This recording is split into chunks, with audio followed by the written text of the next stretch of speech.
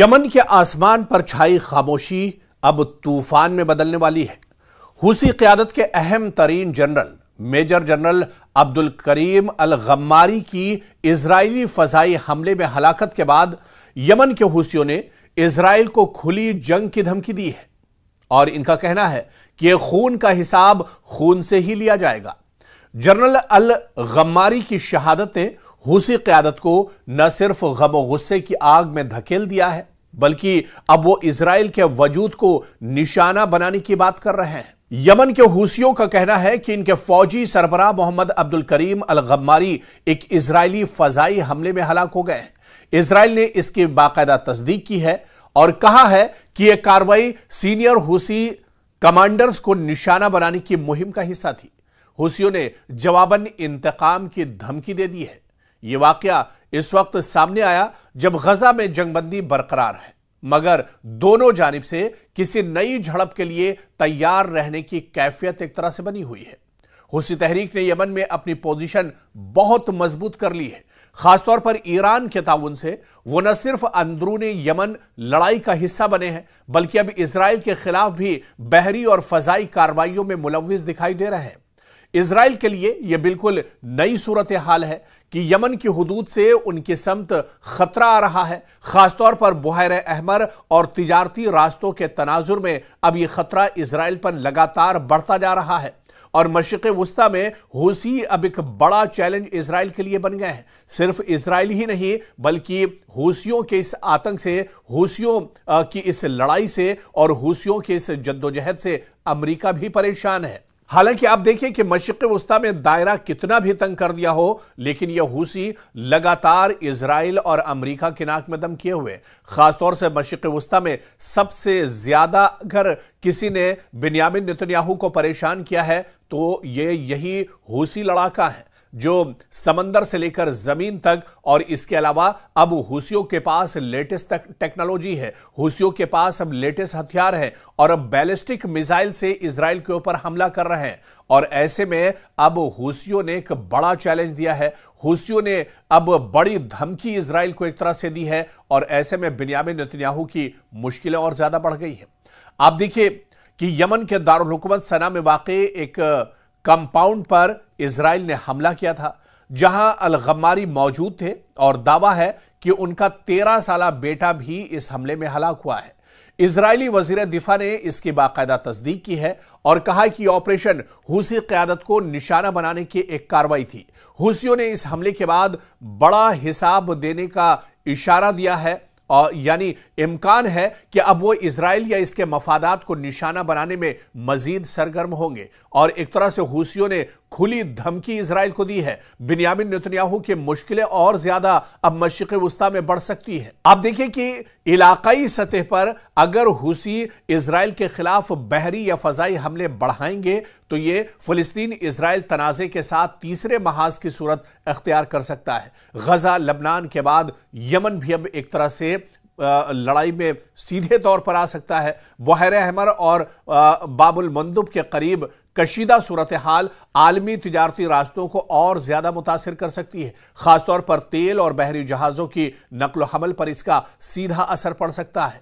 Israel ने अब Yemen को महाज के तौर पर कबूल करना शुरू किया है और मुमकिन है कि वो यहां मजीद फजाई कार्रवाई करेगा, मगर यमन का जोग्राफिया, हुसियों की जंगी तजुर्बे और ईरान का ताउन इजराइल के लिए चैलेंज का बायस बना हुआ है। यानी इस कार्रवाई का किसी लम्हे में फैसला बन जाना एक तरह से मुश्किल है, यानी इतना आसान नहीं है। इजराइल लगातार हुसियों पर अटैक कर रहा है, इजराइल लगातार हुसियों को खत्म करने की कोशिश कर रहा है, लेकिन यमन पर एक तो इजराइल से हमला करना, यमन का जोग्राफिया काफी ज्यादा मुश्किल है। यमन के महल वकू की बात करें तो यह इजराइल के लिए बहुत मुश्किल है और इसके अलावा जो स्ट्रेटेजी और पॉलिसी जो हुसियों ने बना के रखी है ये भी इजराइल के लिए काफी ज्यादा सरदर्द है। इसके अलावा आप देखिए कि इजराइल के फासले और इंटेलिजेंस का जो मसला है वो सबसे बड़ा मसला है। यमन से इजराइल तक कार्रवाई और निगरानी आसान नहीं है इजराइल के लिए, और अगर यह तनाज़ा बढ़ जाए तो सऊदी अरब, अमारात,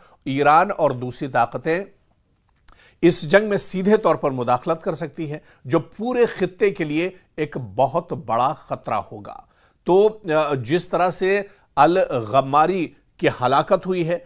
इजराइल ने बाकायदा इसकी तस्दीक की है, हूसियों ने इसकी तस्दीक कर दी और हूसियों ने इस हलाकत के बाद, मेजर जनरल गम्मारी की हलाकत के बाद, अब एक तरह से हूसियों ने खुला चैलेंज इजराइल को दिया है और इजराइल से कहा है कि वो बड़े खतरे के लिए तैयार रहा है। इजराइल को नेस्त नाबूद कर देंगे। बिन्यामिन नेतन्याहू यानी अभी गजा के बड़े खतरे से निकल भी नहीं पाए थे कि अब ये एक और बड़ा खतरा बिन्यामिन नेतन्याहू ने मोल ले लिया है। जिस तरह से यमन में ये बड़ा हमला किया गया और आर्मी चीफ गम्मारी को जिस तरह से हलाक किया गया है, इनकी हलाकत के बाद अब जो हालात हैं पूरे मशरिक़ वस्ता के, पूरे खित्ते के और ख़ासतौर से इजराइल और यमन के बीच एक तरह से टकराव बढ़ता जा रहा है।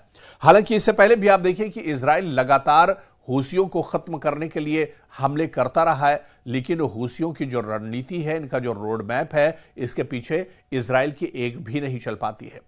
आप देखिए कि ये जो हमला है, मशरिक़ वस्ता की जो मौजूदा सूरत हाल है, इसको देखते हुए ये सिर्फ एक वाक़या, ये सिर्फ एक हमला नहीं है, बल्कि ये खित्ते के ताकत के तवाज़ुन, जंग की नौयत और आलमी सियासत की तस्वीर बदल सकता है। हूसी तहरीक ने इजराइल को साफ इशारा दिया है कि वो सिर्फ घेरे में नहीं रहेंगे और इजराइल ने यह भी साबित किया है कि वो दूर दराज महाज से खतरे को नजरअंदाज नहीं कर रहा है। अगर दोनों तरफ से तहम्मुल और हिकमत अमली का फुकदान रहा तो यह तनाज़ा बड़े पैमाने पर एक तरह से तब्दील हो सकता है, लेकिन अगर वक्त पर सालसी मुआहदे और बैनुल अक़वामी ताउन सामने आए तो इस सूरत हाल को एक महदूद तनाज़े तक रोकना एक तरह से मुमकिन हो सकता है। लेकिन अब हूसी दरअसल किसी की मानने वाले नहीं है और हूसी, इससे पहले आपको याद होगा कि साल 2023 में जब हमास और इजराइल के दरमियान जंग शुरू हुई थी, उसके बाद से ही ये हूसी एक तरह से एक्टिव हुए थे।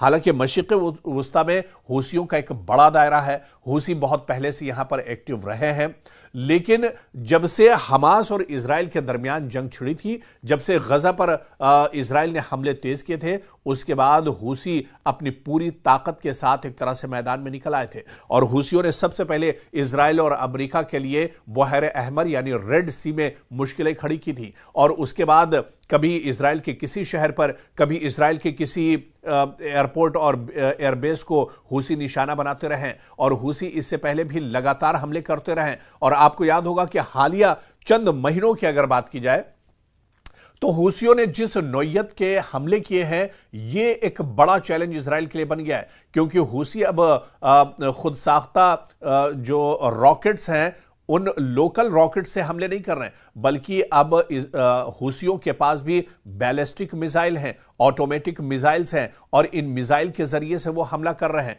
पिछले दिनों जिस तरह से इजराइल पर हमला किया गया और इजराइल के अंदर कई लोग एक तरह से हलाक हुए इस हमले में और कई लोग जख्मी हुए, यह हमला भी दरअसल बैलिस्टिक मिसाइल से किया गया था। और आपको बता दें कि इजराइल का एयर डिफेंस सिस्टम भी इस मिसाइल को नहीं रोक पाया था।